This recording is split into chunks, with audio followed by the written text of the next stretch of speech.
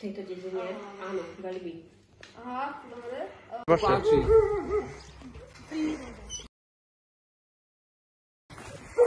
Aby to bolo umelé. No, tak to je bol super. Alebo V našom dvore, či v celej dedine? v celej dedine. V celej dedine.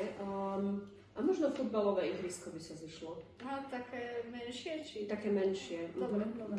Aby deti mohli trénovať. Aha, dobre. Príklad aj mačka, aj to sa ráda. Áno, chováme 3 mačky a 1 psíka. 2 mačky dnu, 1 mačku von. Dobre. Dobre? Ale počkaj, veď Máš? máš 2 psy. No ale to nechovám. Učíme na vysokej škole. No, jasné, jasné. A nie tu. Kde? V Bratislave. Áno. Dobre. A evanielické... Áno, sme evanielici a chodíme do cirkevného zboru v Martine. Dobre. A Si? A aké? Evanielí, katolík, evanielí. Áno. fyzickú aktivitu. Áno, bicyklujeme sa. A po horách, či tak po asfalte? Po horách.